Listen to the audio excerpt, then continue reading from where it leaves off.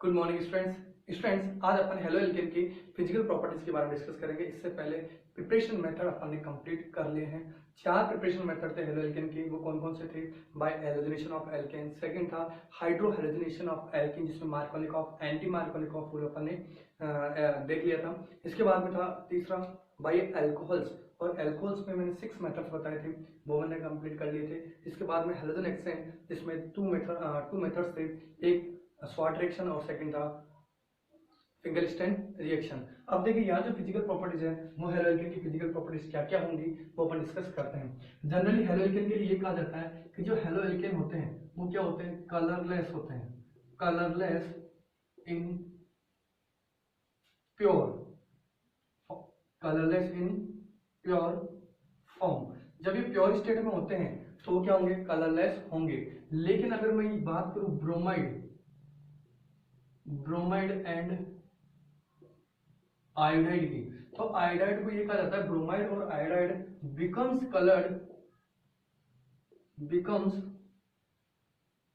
Coloured when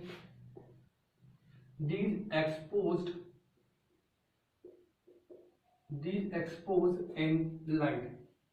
in light में अगर इसको खुला छोड़ दिया जाता है, एक्सपोज कर दिया जाता है, तो जो ब्रोमाइड है, एल्किल ब्रोमाइड और एल्किल आयोडाइड है, वो क्या हो जाएंगे?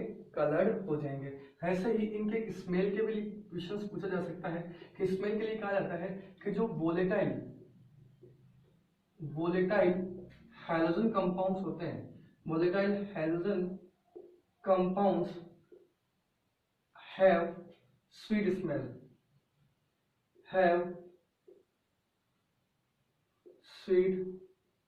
स्मेल, ये भी अपने को ध्यान रखना है। इसके बाद में अपन बात करते हैं, सबसे पहले इसके अंदर जो पहला पॉइंट है जनरली, ठीक है, वो बात अपन बात करेंगे इस कार्बन और हैलोजन की बॉन्ड लेंथ के बारे में। यानी मैं पहला पॉइंट लिख देता हूं बॉन्ड लेंथ। बॉन्ड लेंथ किसकी देखनी है अपने को? इस कार्बन और हैलोजन के बीच की बॉन्ड लेंथ क्या होगी ये अपने को देखना है। तो देखिए अगर मैं जनरली बात करूं कार्बन और फ्लोरीन की, कार्बन और क्लोरीन की, कार्बन और ब्रोमीन की, और कार्बन और आयोडीन की, तो देखिए अगर मैं बात करूं फ्लोरीन, ब्रोमीन और आयोडीन की, तो जो हैलोजेंस हैं उनकी साइज क्या हो रही है? बढ़ रही है। Size of halogens atoms are increase. अब साइज क्यों बढ़ रही है? क्योंकि जो p ऑर्बिटल है, p orbital size of halogens वो क्या हो रही है? इंक्रीज हो रही है। इंक्रीज कैसे? अगर मैं बात करूं फ्लोरीन, ब्रोमीन और आयोडीन के p ऑर्बिटल्स की, तो सबसे ज्यादा बड़ा साइज किसकी होगी? आयोडीन की होगी। तो ये कह रहा है कि जैसे जैसे साइज बढ़ रही है इनके बीच की, देखिए बॉन्ड लेंथ क्या हो रही है? वो बढ़ रही है। तो मैं ये कह दूं कि इधर लेफ्ट टू राइट जाने पर यहां से बॉन्ड लेंथ क्या कह रहे हैं अपन? बॉन्ड लेंथ क्या हो रही है? इंक्रीज हो रही है। तो ये था अपने पास पहला क्वेश्चन बॉन्ड लेंथ का। सेकंड क्वेश्चन की बात करें सॉल्बिडिटी की। सॉल्बिडिटी में जनरल अगर अपन बात करें कार्बन और हैलोजन बॉन्ड की, तो कार्बन और हैलोजन में दोनों में इलेक्ट्रोनेगेटिविटी डिफरेंस की वजह से, क्या कह रहा हूं, कार्बन और हैलोजन में इलेक्ट्रोनेगेटिविटी डिफरेंस की वजह से उस बॉन्ड की जो नेचर है वो कैसे रहती है? पोलर नेचर हो जाती है। क्या कह रहा हूं, अगर मैं इस कार्बन और हैलोजन बॉन्ड की बात करूं तो इसकी इलेक्ट्रॉन नेगेटिव ज्यादा होने की वजह से इस पर पार्शियल नेगेटिव और इस कार्बन पे क्या होगा? Partially positive. यानी मैं ये कह सकता हूं कि ये जो बॉन्ड है उस बॉन्ड की जो नेचर है वो क्या है? पोलर नेचर है। क्या कह रहा हूं? पोलर नेचर है। अपन क्या देखना है? Second point solubility. तो पोलर नेचर होने की वजह से ये जनरली वाटर में सॉल्युबल होना चाहिए, लेकिन ध्यान रखना यहां ये कार्बन और halogen do not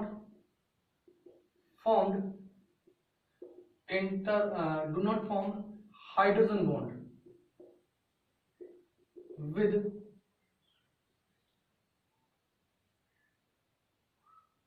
alkyl halide। यानी ये जो विद वाटर, यानी जो पोलर बॉन्ड नेचर होने के बावजूद ये कंपाउंड वाटर के साथ में एच बॉन्डिंग नहीं बनाता। यानी मैं ये कह सकता हूं कि it is insoluble in water. Water में क्या होगा, ये इनसॉल्युबल, बट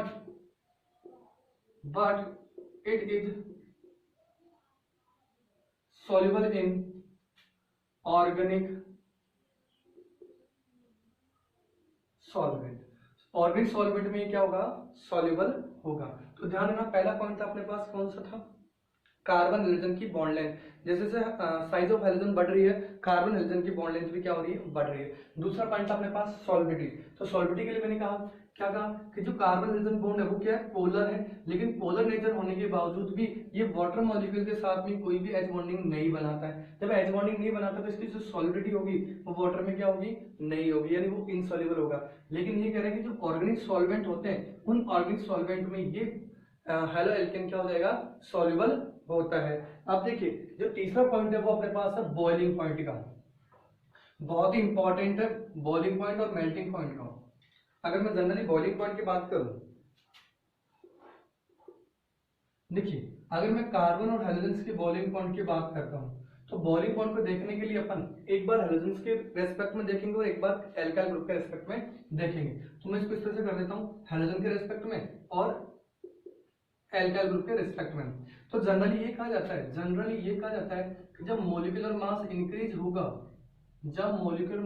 होगा, तो वंडरवॉल फोर्स ऑफ अट्रैक्शन क्या होगा, इनका इंक्रीज होगा। क्या कह रहा हूं, वंडरवॉल फोर्स ऑफ अट्रैक्शन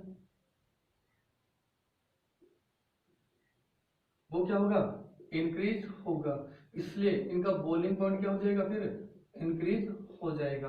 तो अगर मैं हेलोजेंस के रेस्पेक्ट में देखूं तो हेलोजेंस में ये कहा जाता है कि अगर मैं RF, RCl, RBr और RI की बात करूं तो देखिए मैंने फ्लोरीन, ब्रोमीन और आयोडीन हेलोजेंस को चेंज किया है और एल्काइल ग्रुप का क्या रखा है, सेम रखा है। तो ये कहें अपन कि साइज ऑफ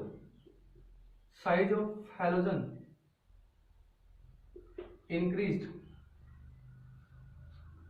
ठीक है, साइज ऑफ हेलोजन इंक्रीज हो रही है। दूसरा मॉलिक्यूलर मास ऑफ हेलोजेंस वो क्या हो रहा है, इंक्रीज। सबसे इंपॉर्टेंट क्या रहेगा, जो मॉलिक्यूलर मास ऑफ हेलोजेंस है वो क्या होना चाहिए, बढ़ रहे हैं। जब मॉलिक्यूलर मास ऑफ हेलोजेंस बढ़ेगा तो इनका जो बॉइलिंग पॉइंट होगा वो भी क्या होता जाएगा, बढ़ता जाएगा। ये चीज अपने को ध्यान रखनी है। अब देखिए इसमें ये जनरली याद रखना है कि जो हेलो एल्केन्स होते हैं, इन हेलो एल्केन्स का जो बॉइलिंग पॉइंट होता है वो जनरली हाइड्रोकार्बन सैचुरेटेड एल्केन से ज्यादा होता है। इसका रीजन याद रखेंगे अपन, इनके अंदर हेलोजेंस के अंदर डाइपोल इंटरैक्शंस होते हैं जिनको अपन van der Waals forces of attraction भी कहते हैं। तो ये डाइपोल इंटरैक्शन की वजह से हेलो एल्केन का बॉइलिंग पॉइंट इस जनरली सैचुरेटेड एल्केन से क्या होते हैं, ज्यादा होते हैं। अगर देखिए मैं इसकी बात करूं तो मैं जैसे CH3F ले लूं, फिर CH3Cl ले लूं, CH3Br ले लूं और CH3 आयोडीन ले लूं। तो जहां हेलोजेंस की साइज की बात की जाए यहाँ पर, तो इस हेलोजन का मॉलिक्यूलर मास क्या हो रहा है, मॉलिक्यूलर मास ऑफ हेलोजेंस वो क्या हो रहा है, इंक्रीज हो रहा है। जब मॉलिक्यूलर मास इंक्रीज होगा तो इसका बॉइलिंग पॉइंट भी क्या हो जाएगा, इंक्रीज हो जाएगा। तो ये बात समझ में आ गई होगी हेलोजन के रेस्पेक्ट में। अब देखिए अगर मैं कार्बन के रिस्पेक्ट में देखता हूं तो कार्बन के लिए कहा जाता है कि जैसे जैसे एल्काइल ग्रुप इंक्रीज होगा, ऑन इंक्रीजिंग एल्काइल ग्रुप, इनका मॉलिक्यूलर मास क्या होगा, मॉलिक्यूलर मास इंक्रीज होगा। जब मॉलिक्यूलर मास इंक्रीज होगा तो इनका बॉइलिंग पॉइंट भी क्या हो जाएगा, इंक्रीज हो जाएगा। क्यों, क्योंकि वंडर वाल force of attraction molecular mass बढ़ने के साथ साथ क्या हो रहे हैं, बढ़ रहे हैं। जैसे मैं एग्जांपल की बात करूं, यहाँ पर मैंने CH3Cl ले लिया, दूसरा CH3CH2Cl ले लिया, तीसरा CH3CH2CH2Cl एन प्रोपाइल क्लोराइड, फिर एन ब्यूटाइल क्लोराइड ले लेता हूं। तो जहां जहां साइज बढ़ रही है एल्काइल ग्रुप की, देखिए यहाँ नंबर ऑफ कार्बन बढ़े, नंबर ऑफ कार्बन इंक्रीज हो रहे हैं, इससे क्या होगा, molecular mass of molecular mass of alkyl group बढ़ रहा है, molecular mass of alkyl group बढ़ा। इससे क्या होगा, जो वांडरवाल फोर्स ऑफ अट्रैक्शन है, फोर्स ऑफ अट्रैक्शन है वो इंक्रीज हुआ होगा। फोर्स ऑफ अट्रैक्शन इंक्रीज होने की वजह से इनका बॉइलिंग पॉइंट क्या हो जाएगा, इंक्रीज हो जाएगा। लेकिन ध्यान रखना है इस एल्काइल ग्रुप में अगर ब्रांचिंग स्टार्ट हो जाए तो ब्रांचिंग के रेस्पेक्ट में आपको याद रखना है कि on increasing the branching of carbon chain there boiling point is decreased. क्या कह रहा हूं, इसमें ये पॉइंट बहुत इंपॉर्टेंट है, ये चीज ध्यान रखनी है। इंपॉर्टेंट क्या है कि अगर मैं ब्रांचिंग ऑफ कार्बन चेन की बात करूं, ब्रांचिंग की बात करूं, तो ब्रांचिंग पर बॉइलिंग पॉइंट का क्या इफेक्ट पड़ेगा, हाँ बॉइलिंग पॉइंट पर ब्रांचिंग ऑफ कार्बन चेन का क्या इफेक्ट पड़ेगा देखना है। तो ये ध्यान रखना है कि on increasing branching of carbon chain then boiling point of haloalkane क्या हो जाएगा, वो डिक्रीज हो जाएगा। जैसे देखिए अगर मैं बात करूं CH3 CH2 CH2 Br की, मेरी सिंपल ले लिया कंपाउंड 1 ब्रोमो ब्यूटेन या एन ब्यूटाइल ब्रोमाइड ले लिया, फिर मैंने इसको थोड़ा सा चेंज कर दिया, इसको ब्रांच कर दिया, ये बना लिया मैंने 2 ब्रोमो ब्यूटेन, फिर मैंने और चेंज कर दिया इसी के अंदर,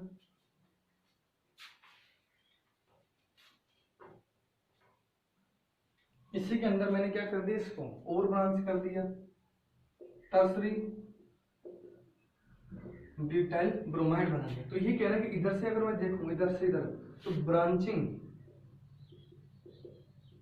इंक्रीज हो रही है। जब ब्रांचिंग इंक्रीज होगी तो बॉइलिंग पॉइंट क्या हो जाएगा, ब्रांचिंग बढ़ने के साथ साथ क्या हो जाएगा, डिक्रीज हो जाएगा। आई बात समझ में, चलिए नोट कर लीजिए।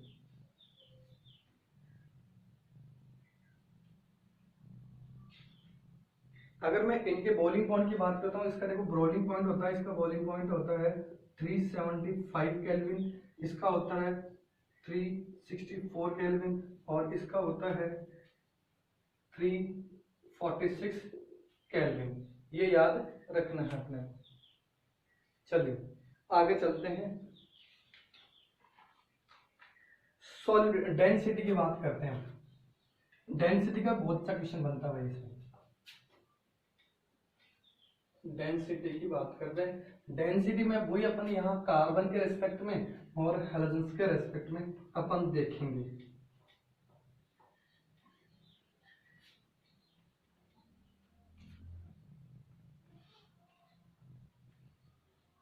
देखिए डेंसिटी, देखिए डेंसिटी अगर मैं बात करूं जनरली हेलोजन के रेस्पेक्ट में और एल्काइल ग्रुप के रेस्पेक्ट में, यहाँ एल्काइल ग्रुप के रेस्पेक्ट में देखनी है अपने को, ठीक है, और यहाँ हेलोजन के रेस्पेक्ट में डेंसिटी देखनी है। चलिए देखते हैं, डेंसिटी की बात करते हैं। तो अगर मैं ये कहूं डेंसिटी के लिए कि साइज ऑफ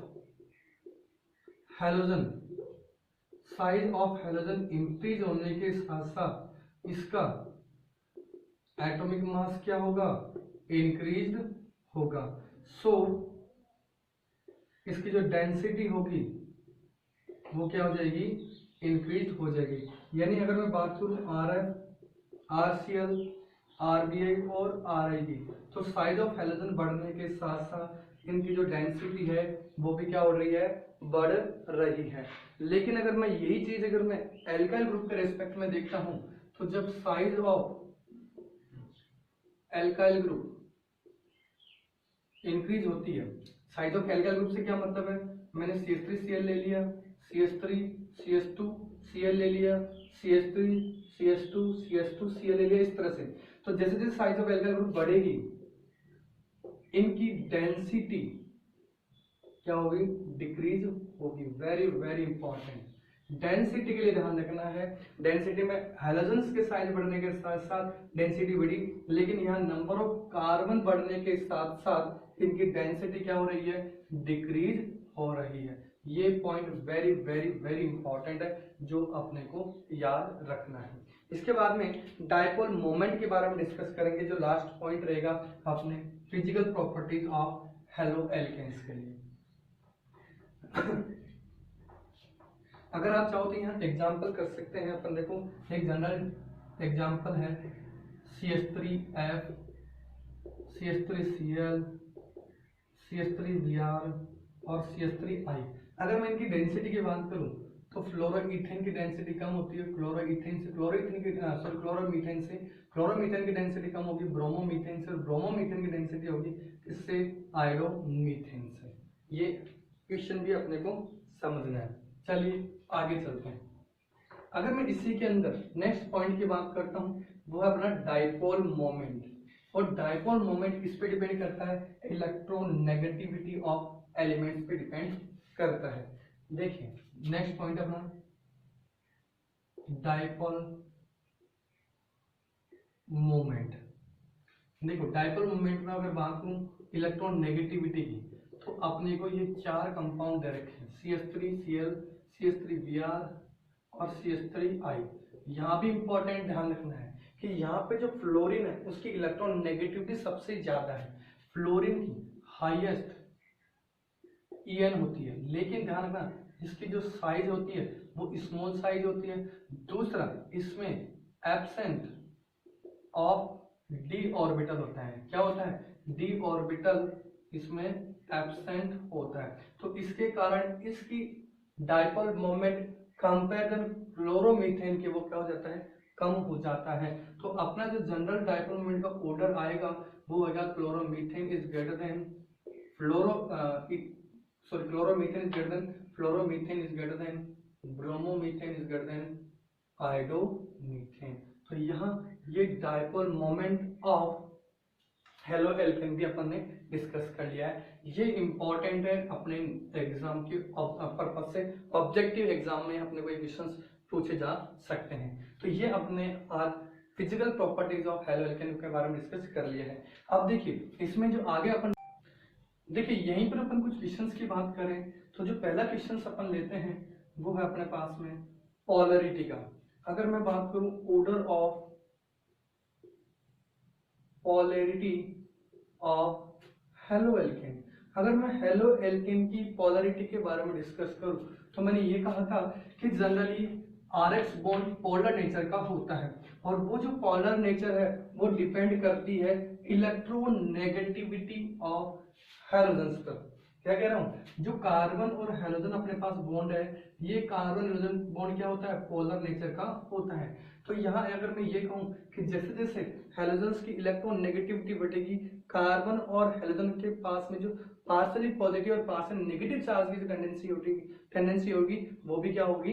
बढ़ेगी। तो जनरली अगर मैं ऑर्डर की बात करूं RCl, RBr और RI के रेस्पेक्ट में, तो मैं अगर मैं क्वेश्चन ले लूं इस तरह से, चार ऑप्शन बना रहा हूं, RCl हो गया, फिर RBr, RI, RCl ले लूं, ऐसे RCl, RI और RBr ले लूं, चौथा RBr, RCl और RI ले लूं।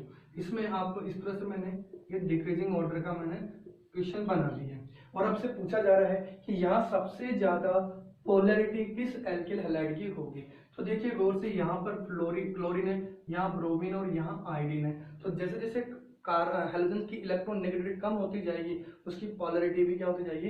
कम होती जाएगी। कहने का मतलब यहाँ जो पार्शियली पॉजिटिव और पार्शियल नेगेटिव चार्ज सबसे ज्यादा कब होगा? जब ये हैलोजन और इस कार्बन की इलेक्ट्रॉन नेगेटिविटी डिफरेंस हाई होगा।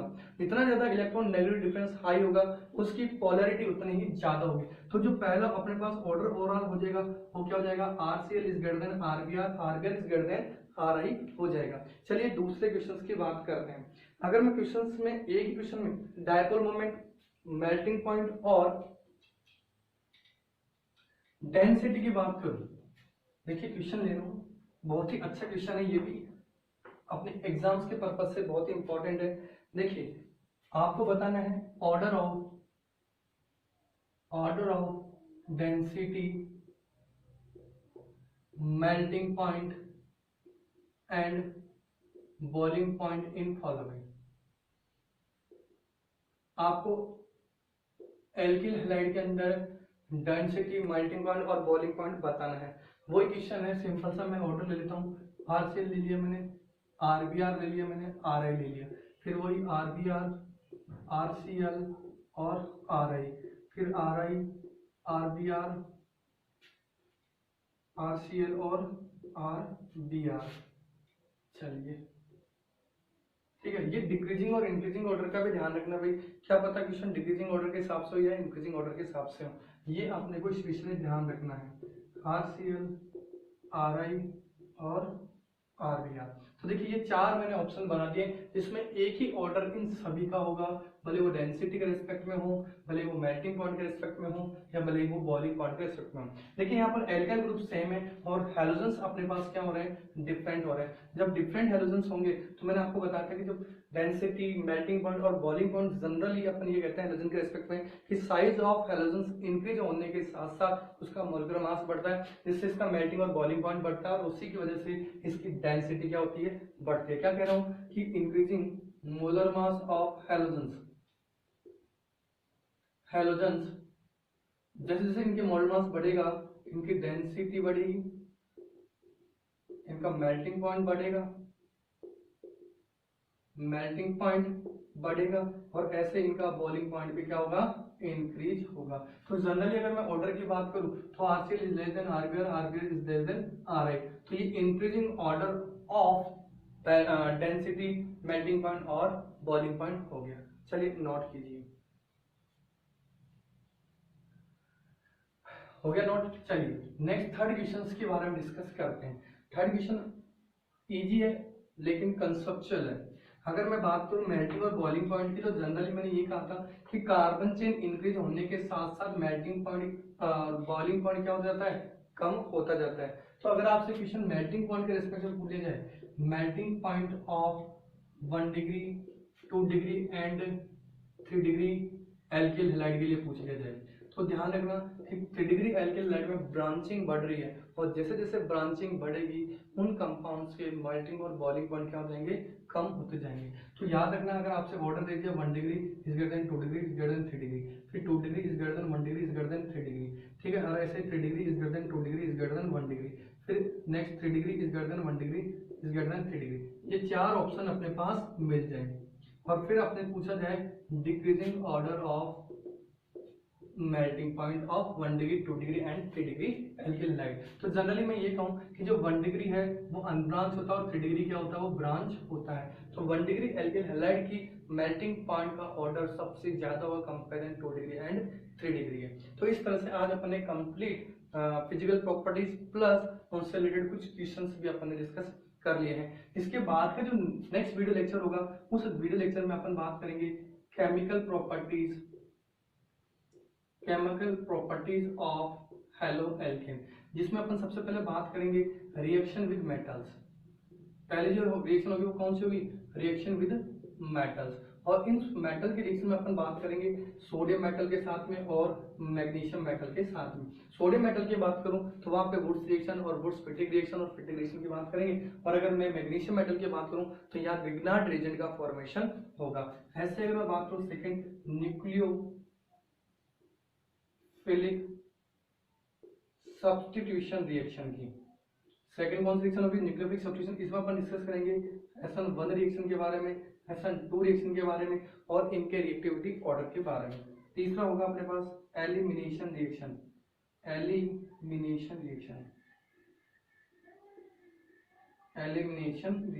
और इस एलिमिनेशन रिएक्शन के थ्रू बनता अपने पास एल्कीन, और एल्कीन का फॉर्मेशन अपन इस एल्किल हैलाइड के थ्रू एलिमिनेशन रिएक्शन के करवा करके अपन एल्कीन का फॉर्मेशन करेंगे। तो इस तरह से अपने पास ये 3 केमिकल प्रॉपर्टीज होंगी जिनके बारे में अपन नेक्स्ट वीडियो लेक्चर में डिस्कस करेंगे। आई होप आपको ये वीडियो लेक्चर अच्छी तरह से समझ में आया होगा। ठीक है स्टूडेंट्स, तो नेक्स्ट वीडियो के लिए देखते रहिए next. Okay, thank you, have a nice day.